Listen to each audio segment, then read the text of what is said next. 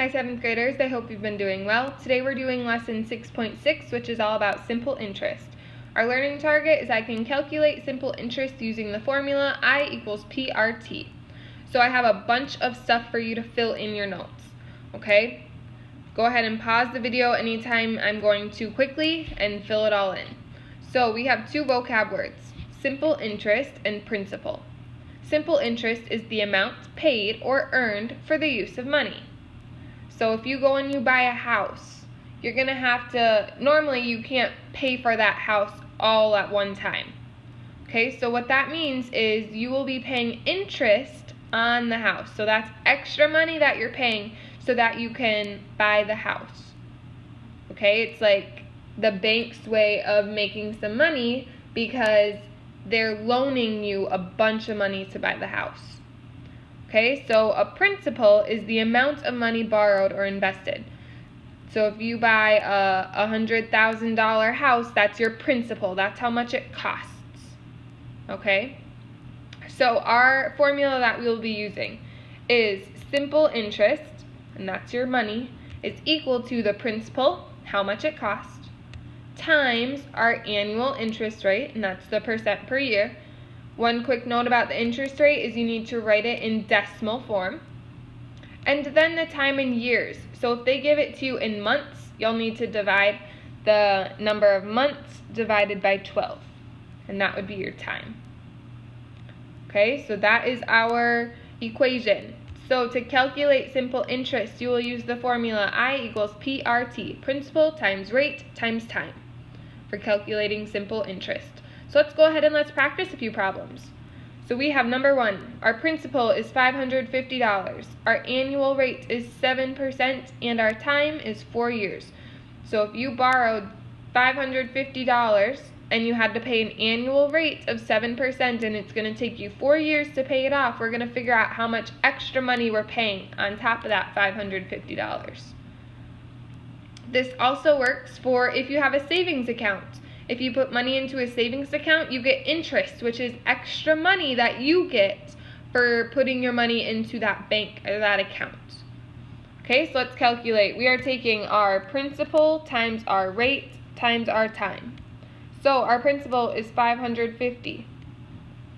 Our rate is 7%, but we want to change it to a decimal. So remember, we divide by 100, so we move our decimal point 2 places to the left. 1, 2, add a 0.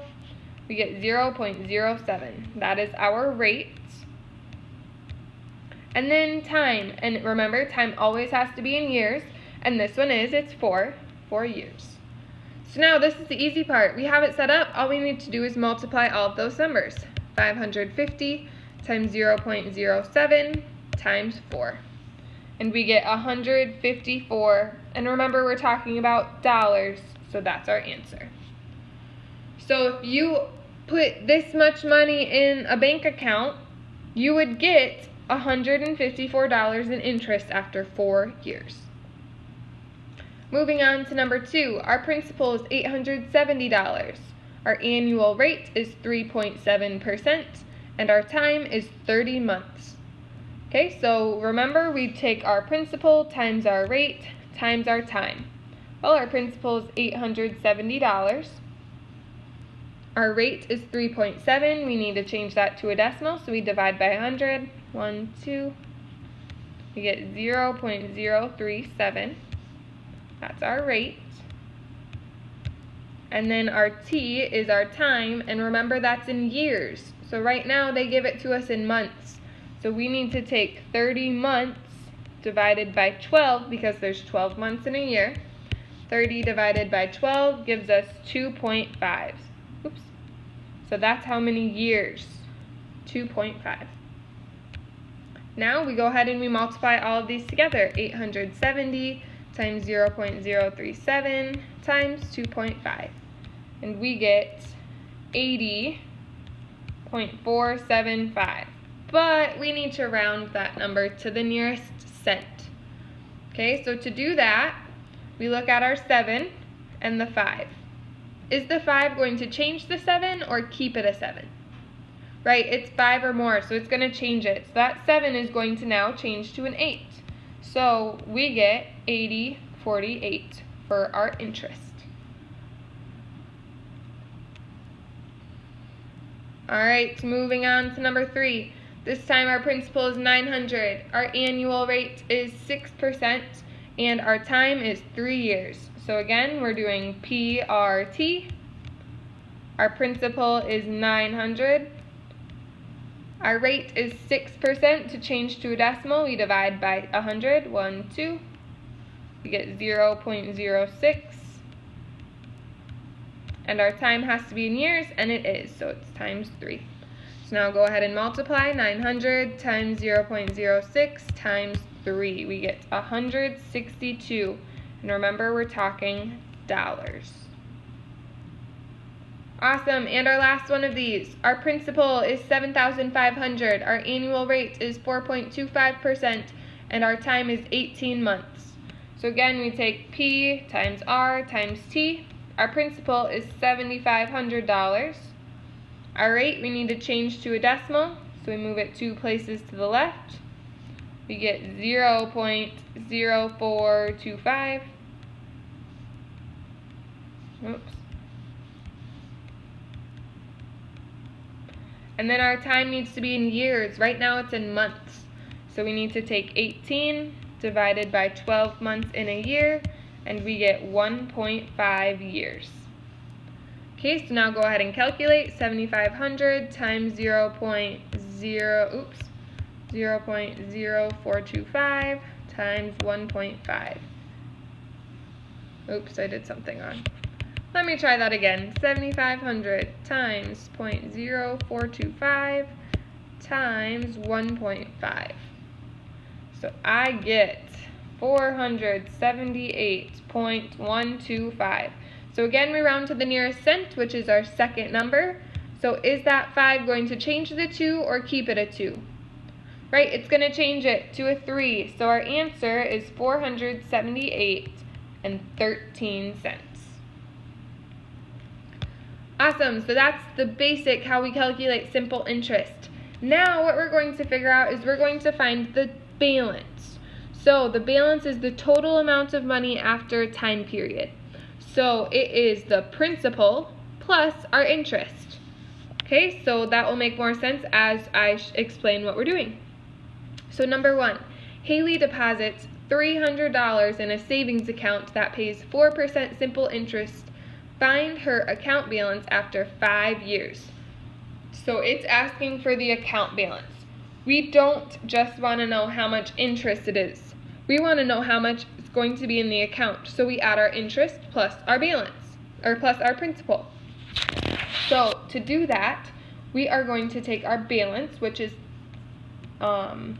really the letter A, and we are going to take our principal plus our interest, and our interest is principal times rate times time.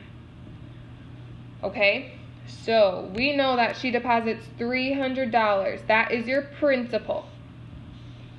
Okay, and then we know that it pays 4%. That's our rate, and it's going to stay in the account for 5 years. That's your time. Okay, so I like labeling my numbers in my word problem so that I know what those numbers mean. So let's go ahead and let's plug those numbers in. Our principal is 300, so we're taking our principal plus, now we need principal again, 300, times our rate, which is 4%. Again, we change that to a decimal, so we get 0.04. And then we need to take this times our time, and our time is 5. Okay, so now before we can add these two numbers, we need to first calculate our interest, which is doing this part. Okay, so take 300 times 0.04 times 5, we get 60 plus 300. Well, 300 plus 60 is $360. So that is how much money will be in Haley's account after 5 years. Alright, and we have 3 last problems. Calculating principal, rate, and time. To do this, you are going to determine the principal, rate, or time. You have to divide after you substitute. So what that means is if we take a look at number 1, our principal is $3,500. Our annual rate is 6%. We don't know how long it's going to take or how many years, but we do know that the interest is $945. So to calculate this, we are going to remember our equation. Interest equals principal times rate times time. Our interest is $945.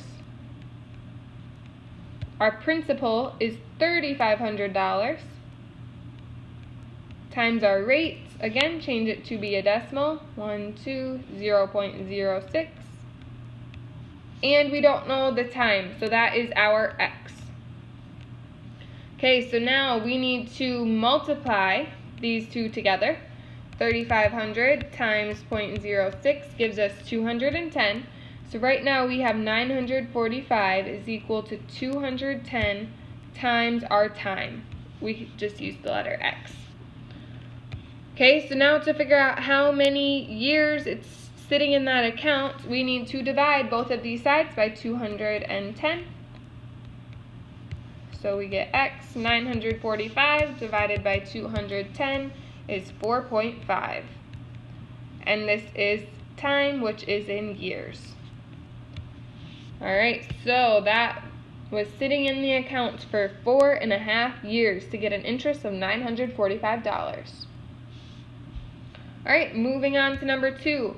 We don't know our principal, but we know our annual rate, our time, and our interest. So again, I equals PRT. I would write that down for each problem.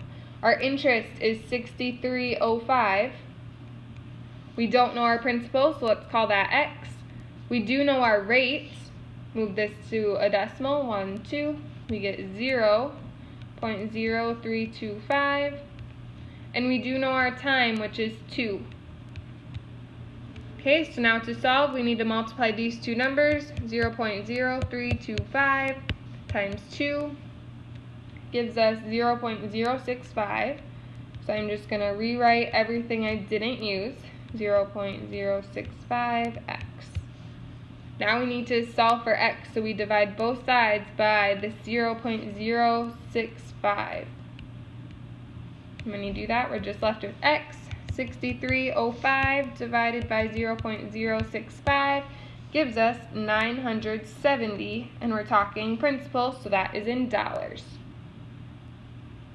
Awesome, and we have one last problem. To pay for her college expenses, Jocelyn borrows $7,000. She plans to repay the loan in 5 years at simple interest. If Jocelyn repays a total of $2,187.50 of interest, what is the interest rate? Alright, so we do not know our rate, so let's go ahead and set up our equation.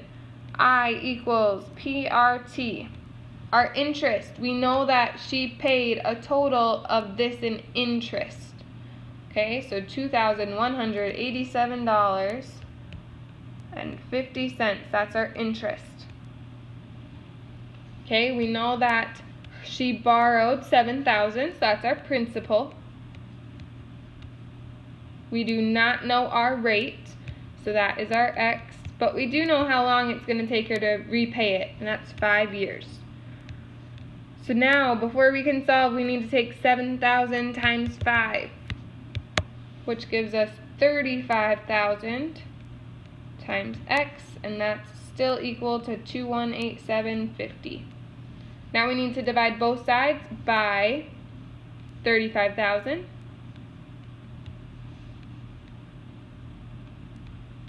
So when we do that, it's 2,187.50 divided by 35,000, we get 0.0625.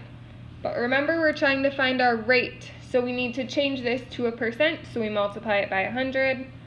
So we get 6.25% interest rate. And that is our answer.